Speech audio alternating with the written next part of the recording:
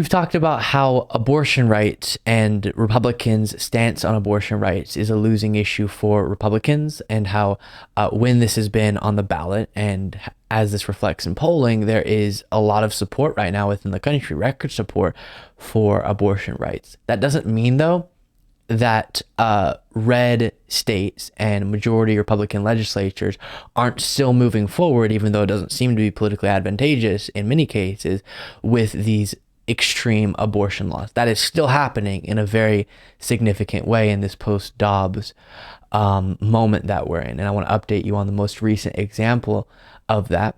This comes out of Iowa, and they have now enacted a 6-week abortion ban in the state. Then we'll look at how this kind of, where this puts the picture across the country as far as abortion rights to go state by state. So here's this being reported on from a local station in Iowa. 13 this morning. It took until almost midnight last night, but the state legislature's special session did end with lawmakers passing a new version of the fetal heartbeat bill. And it's one of the most restrictive abortion bans in the country. Our own Max Cotton joins us now to tell us how everything went down in the House and Senate last night. Good morning, Max. Hey, good morning, Justin and Kaylin. And as you can kind of see behind me, there's a live look at the State House. You know, it's quiet now, but it wasn't last night. And, you know, this was the expected outcome when Governor Reynolds called lawmakers back here to Des Moines. But now a bill mirroring that 2018 fetal heartbeat law heads to her desk. She called the special session after the state Supreme Court refused to let the old law go into effect. The new bill would ban abortions when fetal cardiac activity is detected, and that's usually around 6 weeks. There are exceptions, though, for rape, incest, and to save the life of the mother. Democrats unanimously oppose the bill. They say it takes away the rights from women across the state, while its supporters argue it's not about taking away rights, but extending them. It is pretty wild to think about 6 weeks, knowing you're pregnant, then making a decision, then figuring out logistics, all in 6 weeks. Nearly impossible for a lot of people, and that's what's now in place in the state of Iowa, and as I'm now throwing up on screen, in many states across the country. You can see darker purple filling in the outline of a state is the most restrictive ban, a full ban, and then as it gets lighter, it gets less restrictive. And now in so many states across the country, in so many of these red states, there are extreme abortion laws in place. And we can't, in this moment, change that. We can't prevent that from happening, but what we can do is look forward and think about how to unravel some of this. And it's interesting, as we stand here today, we can kind of retrospectively understand how, and it was definitely noticeable in the moment too, the anti-choice movement was mobilized and was active on this issue. And whether it be prioritizing the Supreme Court and all of what leads up to who ends up being put there, and state by state realities and legislators and their stances on the subject, there was a very mobilized movement behind the issue of what is referred to as the pro-life stance.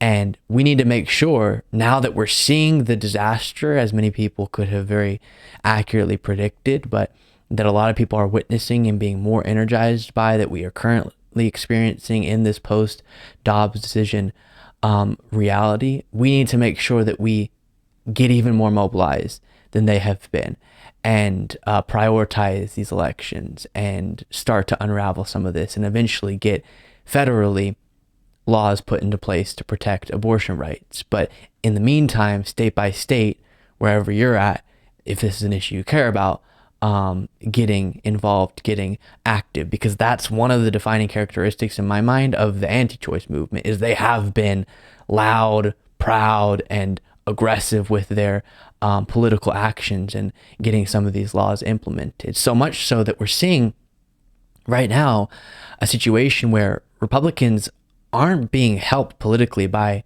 this issue, but still charging forward in red states with these laws because of the hardliner stance they've defined themselves for having. And so it's now our time to, even though I wish this wasn't the case, the only thing we can do, and I try to give you more than just a depressing message, is to look forward and figure out how to get the proper people into power, as is so often brought up on the show because so many things come back to it and prioritize electoral politics and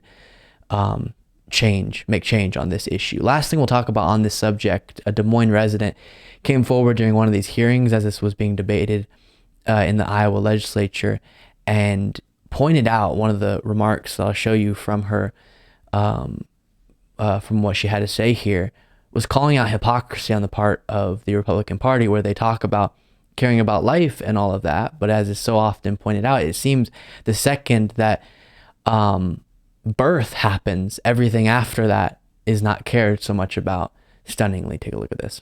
For Kim Reynolds, Bob Vanderplatz, who I don't even know who that is. He threatened judges in a newspaper, and now all of a sudden, you guys are gonna go and sign this at his celebration of some church celebration, I hear? Where was he when Kim Reynolds was saying she wasn't gonna feed kids anymore? These same kids that you've made harder to get eligible for SNAP when Infamil is $30 or more a can? Really? Really? Where were they then? Where are all these church people when she's denying people health care? Where are they then? I'm just saying, if this is about the church and if this is about God, you are the same people that will slap them loaves of breads out of Jesus' hand, slap out the fish out of Jesus' hand, and tell them to get in line and figure out if they're worthy or eligible. Are they eligible for this food, Jesus? Are they eligible for healing, Jesus? Are these people good enough?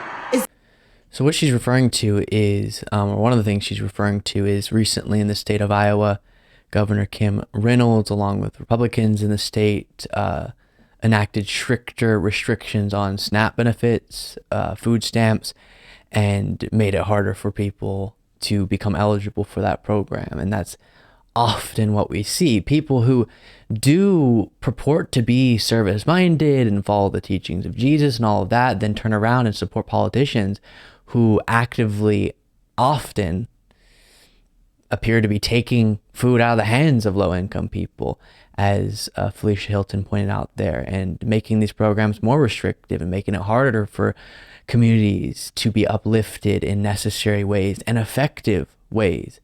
And that is unfortunate, and it is hypocritical, even though, as I say often, it doesn't seem in politics, at least with certain figures, calling out hypocrisy does much of anything. Thank you so much for watching. If you want to be a part of what makes this show possible, plus get access to the full video version of the show hours before all the clips are able to be uploaded to the YouTube channel, plus get the bonus show on the weekends, you can do so by going to lukebeasleyshow.com/membership. That's lukebeasleyshow.com/membership, and there's a link in the description.